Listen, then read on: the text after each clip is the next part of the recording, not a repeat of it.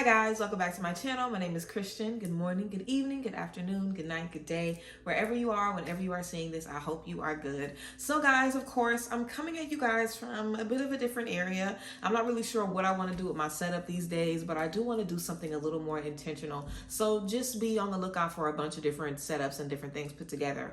But let's go ahead and get into today's video, guys. We're going to be talking about some more topics that y'all left under the community post. So the things that we're going to be getting into today are going to be turning your pain into lessons, becoming who you've been meant to be, recognizing your full potential, and overall we're basically going to be talking about seeing yourself how God sees you. And this is something that I've said a lot of times. This is something that I definitely live by and make sure I'm intentional about in my everyday life. But I also want it to be something that you guys are aware of, something that you're able to use for your benefit, and just a concept that you're able to understand. So let's get into it. If you guys want to connect with me, follow me, shop with me, book with me, all of that, you can check down below in the description box. You can still get a tarot class.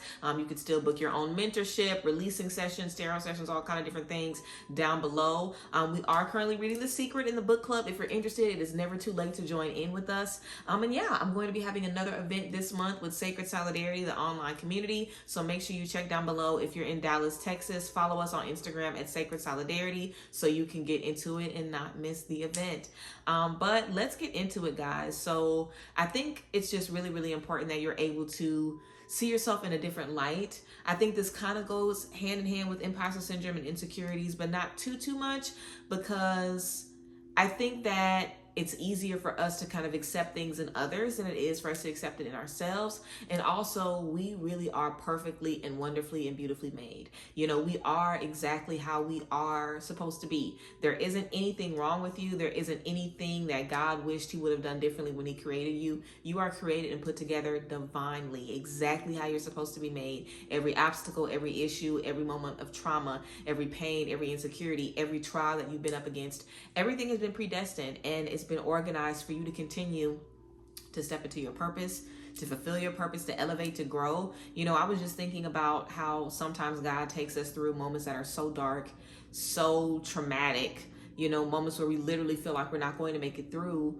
only so we can be an inspiration to other people. You know, I know so many people that do life coaching, and they've written books about how they've changed their lives. And before they did those things, their lives were horrific. You know, like the best, you know, comeback stories are in spaces where people really have to make a comeback, where they really kind of have to show grit and show determination and show resilience and really, really dedicate everything to believing something different, even when they're in a situation where everything around them is a hot mess. You know, that's quite literally the journey of life. We're always going to be experiencing some level of pain, confusion, because it's a journey, you know. And it's not to say that, you know, life is nothing but pain, because we know that's not the truth. We know that there's joy and excitement and new experiences and love and passion and creativity and friendship and celebration. But at every celebration, you're also thinking about everything that you've done to get there. You're thinking about the people that can't celebrate with you because they didn't make it. You're thinking about everything that you have to do now that your life has changed. Like, it's just the reality of life. And everything that is good, there is something that's going to be in that balance as well that might not be so good. There's a time for everything. There's a season for everything and a place for everything. And I say all that to say, you don't want to look at yourself and think that there's something wrong with you because you have triggers or insecurities or weaknesses or problems. You're perfect because of those things. Those things make you exactly who you are. So when you see yourself the way God sees you, you see yourself as someone that is okay, someone that is right, someone that is well put together, someone that is whole. It doesn't mean that you're healed. It doesn't mean that you have it all figured out. It doesn't mean that you are, you know, done with your journey, or that you don't have any problems, or that you've learned everything you need to learn and it's going to be smooth sailing. But it does mean that at this moment, you're worthy, you're deserving, you're ready, you're prepared. Like, you never need more than what you already have within you. You know, like a lot of times when we're trying to achieve certain goals, we feel like, oh, I need this money, or I need this look, or I need this following, or I need this background, I need this healing before I'm able to do this. And that's just not how life is, you know. In the least, you might need to change your mindset, and that might be it. Your mindset might be the only thing that you need to do to tweak or change or transform and step into a new beginning. And to be honest, it's all about the mindset. If you decide to see yourself the way God sees you, if you decide to see yourself as someone that is on a perfect journey in an imperfect world, doing the best that they can, trying as hard as they can. Hold yourself accountable, be more disciplined, be the type of person where you can look at yourself and stand up when you look at yourself. You know what I'm saying? When we do things and we know we shouldn't be doing them, it's hard to look at ourselves because we know better. When you go back down that same path and your intuition was telling you the whole time, don't do it, and you have to face the repercussions of whatever that may be, whatever pain, whatever disappointment that you experience at the end of that, we have to look ourselves in the face and acknowledge what we've done. And a lot of times we can't do that because we aren't seeing ourselves the way God sees us. Like, when you see yourself the way God sees you, you don't tolerate stuff. You have very specific boundaries. You protect yourself differently. You see yourself as a gift, as a treasure, because you are that. And you should never feel like you aren't deserving or worthy of the things that you want in life. You should never feel like you'll be more worthy when you get more experience, or you'll be more worthy when you get this together. Like, no, right as you are worthy. You are good. God loves you. God sees you. And you don't have to do anything to become more worthy. You don't have to do anything to become you. You're you already. You're you already. And I feel like this is such an interesting concept, so I might kind of be talking all over the place like I do anyway. But I feel like a lot of times we just miss the mark and we miss our magic when we aren't able to see ourselves the way that God does. So what if, and of course we know this is the truth, but what if everything that's happened has been exactly what's needed to happen? And God looks at you and says, wow, I'm so pleased that this is the outcome. This is the exact outcome that I wanted. Everything happens the way that the universe is destined it to happen. So everything is already happening the way God wants it to happen. So no matter what struggles you're dealing with, no matter what you have up against you, in any moment you're good with God. In any moment you're good with God. That doesn't mean that God is going to applaud at every decision you make. It doesn't mean that God is going to be like, yes, I want you to be in a season of insecurity for 5 years, my child. That's not what that means. But it does mean that we're human.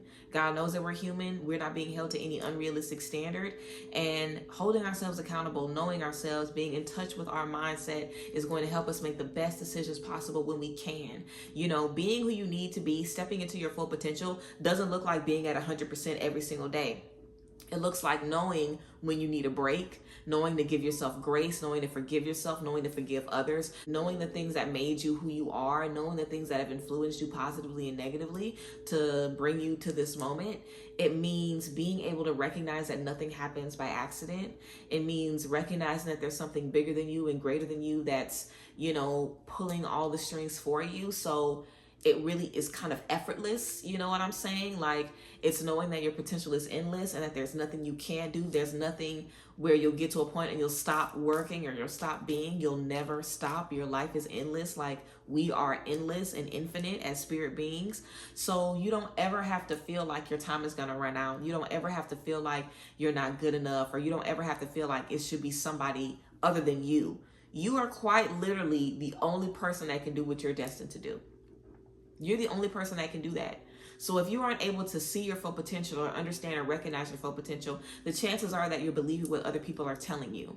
So you have to go back to who you were before other people started to tell you that you were insecure, that you weren't good enough, that you were selfish, that you were this, that they didn't trust you, they didn't like you, they didn't want to be around you. You have to go back to who you were before you were fighting for everybody to see you as valuable. And before that turned into you fighting to see yourself as valuable. We're not born thinking that we are worthless. We're not born thinking that we don't deserve certain things. We actually know that we are deserving of everything. That's why you're uncomfortable when you're in spaces that are less than, because you know you don't fit there. So seeing your full potential is really just about accepting the truth. It's about accepting the truth that you came here worthy. Before you knew anything, before you saw anything, you had your potential on you. You had your purpose on you. You can't step more into your purpose than what you already are doing just by being in that. And I'm sure a big part of your purpose is helping other people find their gift, helping other people accept themselves, helping other people recognize themselves. And you do that in loving people and being kind to people and spreading joy to people. We all have a journey to see ourselves as who we really, really are. So the more you're able to commit to that journey and see that process all the way through, the easier it'll be to kind of brick by brick continue to move forward, continue to teach yourself and see yourself grow and evolve. But your full potential is already you. And sometimes a part of, like I said, fulfilling your purpose is going through that journey so you can find that. But you have to rededicate yourself to finding out who you are. Not who people have told you are, but who you truly are at your core. And that may be hard or challenging to do because sometimes that goes hand in hand with cutting people off, leaving that job, setting boundaries with family, and removing things that reinforce those old belief systems. So if you have stuff in your life that makes you feel like you're not good enough, you need to get that out of your life while you're trying to find your purpose. You know, while you are still struggling to see yourself in that divine light, it's very important that you have things around you that only, you know, contribute to you seeing yourself in that divine light. If you have people, places, situations, conversations, things that you look at, things that you consume that reinforce any negative beliefs to yourself, you have to get that out of your life, because it's critical that you're teaching yourself, this is who I am. I believe this is who I am. That's why I'm waking up earlier. That's why I'm being mindful of what I say and what I consume. That's why I'm being mindful of who I talk to and who I share this with. You have to first act like it and walk in it and recognize, this is who I am when I'm in this headspace. This is who I am at my best. This is my highest self. I just posted something recently on Sacred Solidarity about getting introduced to your highest self. So you guys can definitely go on Sacred Solidarity on the Instagram and check that out. I'll probably do a video here about it, just so you guys can just kind of get reintroduced to who you are. I was talking to a friend recently about the fact that we've all been able to see our weaknesses now. So now that you've been able to see your weaknesses, now it's time for you to discover your strengths, because every weakness you have, the remedy to that weakness is in your strengths that you already possess. That's how perfectly made we are. So it's time now to buckle down and figure out what you bring to your own table, what you bring to you and what you offer to you. And that's going to help you find your way to discovering what you're offering to the world and really, you know, understanding that full potential. When you're working to become who you're meant to be, just like I said, you have to first understand who that person is, you know, so you have to backtrack and figure out who you were before people put their expectations or their views on you. And once you're able to backtrack in your mind and do that reflection, it'll become a lot clearer to you, like, wow, I am destined to help people, to lead people, to teach people, to show people things. And once you're able to recognize that, you have to understand the qualities of that person and start to walk in it and start to live in that. It's really just that simple. You know, you just have to ask yourself, who am I?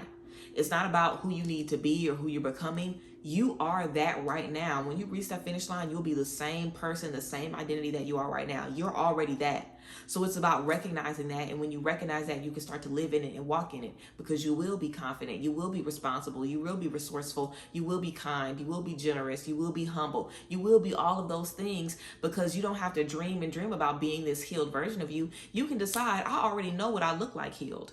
I already know what I look like when I've worked through these things and when I've done this and done this. When I've checked off all my boxes, this is how I'm going to walk. This is how I'm going to talk. This is how I'm going to speak. This is how I'm going to, you know, speak about what I'm feeling. This is how I'm going to hear others. This is how I'm going to interact with others. You're going to know, you already know who you are at your best. If someone said, describe your dream you could probably describe your dream your dream house, your dream partner, your dream kids, your dream life. You already know exactly who you are top to bottom.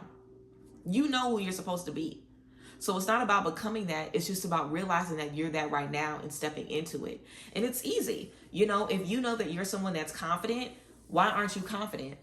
Bridge the gap. Like, literally look at everything that you're supposed to be and figure out why you can't connect with that right now today. There is no reason why you can't. So figure out how you can. Bring in more confidence, bring in more responsibility, research, go to therapy, look at more videos, book a session, book with anybody else, go to yoga, learn more about yourself, go to church, pray, get reconnected, and figure out what has caused you to get further away from who you truly are. What's caused you to feel so insecure when you know that you used to be the most confident person on the block? You know, what's caused you to start to question everybody when you know you used to be very trusting of yourself, of people, of the process? When one person betrays your trust, it makes you question everything. It makes you question everything. So there's so many things that are affecting our ability to believe in ourselves and see ourselves. So really ask yourself, you know, what's changed you, what's affected you, figure out who you really are and work to bridge that gap so you can begin to undo and, you know, reprogram your mind and your energy so you can feel how you need to feel and really see yourself in the way that you need to. And I guess turning pain into lessons is going to be kind of how we wrap everything up. So whenever you experience pain or trauma, the way you turn it into a lesson is you have to understand why that hurt you, because it's not about the person, and it might not even be about the specific thing they done. It represents something bigger for you. Like, say for me, for example, if I fall out with a friend and I've fallen out with a lot of friends because of this, because they develop, let's say we have a disagreement or something, and because of that disagreement, they start to see me in a certain way. and they treat me the way that they see me now. We have a disagreement, so now they see me as someone that's selfish. So they treat me like someone that's selfish. They treat me like someone that's self-centered. They treat me like someone that doesn't care about them. And how you treat someone that cares about you is very different from how you treat somebody that you know doesn't really fuck with you like that. So when people have begun to treat me like that, it's not about the person. It's not about the argument. I'm highly triggered and highly offended because I remember when people very, very, very, very close to me that have helped me kind of establish my identity turned on me. As far as I'm concerned, it felt like a betrayal. I remember feeling like the very people that established my identity and made me feel like I did turned on me. So, like I said, I've always been fairly confident in myself, before the social anxiety started to set in. So when you're lifted up and then you feel like you're being torn down in that same space that once lifted you up, it changes something for you. And in your childhood, I think that happens often, where a space that was safe turns into a space that isn't safe anymore. And that just creates a trigger where now it's like every time you feel like your identity is being questioned, it's a problem. Every time you feel like you can't trust that space anymore, it's a problem. Every time you feel like you can't safely make a mistake because they're gonna put all the focus on the mistake, it's a problem. And it's bigger than that interaction that you're having. It's something that you experienced way back when, or even in a past relationship or something a couple of years ago, because we're always gonna be changing and growing, and pain is constantly gonna be changing us. So you have to understand what that pain really meant for you.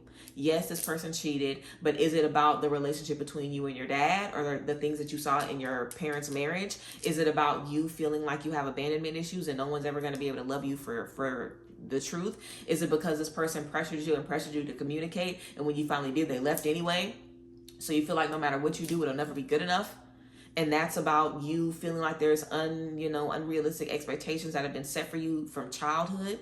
It's always something else. That's why I stress here, find the root, find the root, find the root. So when you recognize what that pain is representing for you, then you can turn it into a lesson, because you can reinforce to yourself, I am worthy. You can remind yourself of what you needed in that moment when you were 16, 17, 3 weeks ago, whatever. You can remind yourself of what you needed in that moment and realize, okay, how can I give myself more of this? How can I remind myself that I'm not selfish? How can I remind myself that I'm not sensitive? How can I remind myself that I am safe? So when others make me feel that way, I don't immediately go back to where I was 10 years ago. I'm able to recognize where it's coming from and remind myself that I'm actually okay in the moment.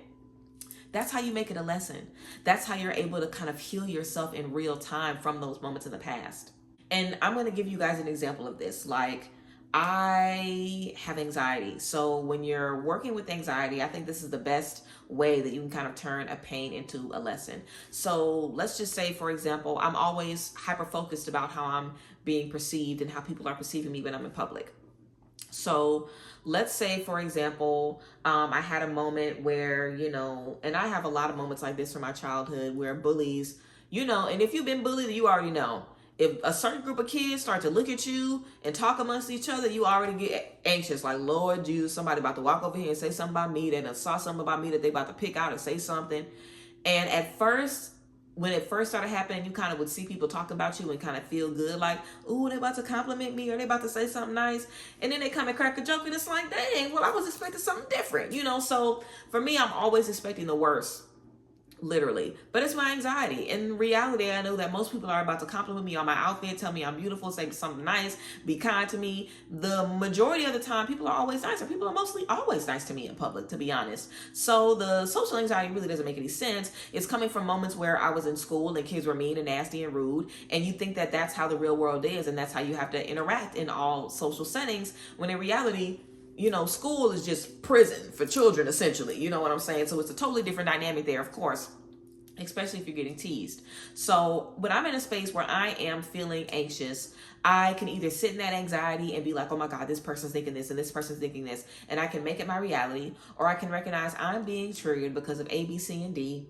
Back then, I felt this way. How can I remind myself right now that that's not my reality? Girl, you fine. You okay. You look good. You feeling good. Your friends are with you. No one's going to say anything to you. Back then, you needed this and you weren't getting it. You look good. You're fine. You're comfortable. You're safe. It's okay. Even if somebody does come up to you and say something crazy, you're still fine. You have to give yourself those pep talks in that moment. And giving yourself that pep talk allows you to be able to take that deep breath and turn that into a learning opportunity for you. How do I deal with this anxiety now when it comes up? You know, because you've done it in real time. So you're able to handle what you need to handle, deal with it in real time, and move forward. And that can be applied to any situation. So think about the anxiety that you're facing. Think about the pain and the stress and the trauma that you're experiencing. Think about the things that trigger you. In those moments, challenge yourself to have a mental dialogue with yourself. Challenge yourself to think in the moment, what am I feeling? I am okay. I am safe in the moment, but where is this coming from? First, remind yourself that you're safe and that you're okay and that this is a past trigger.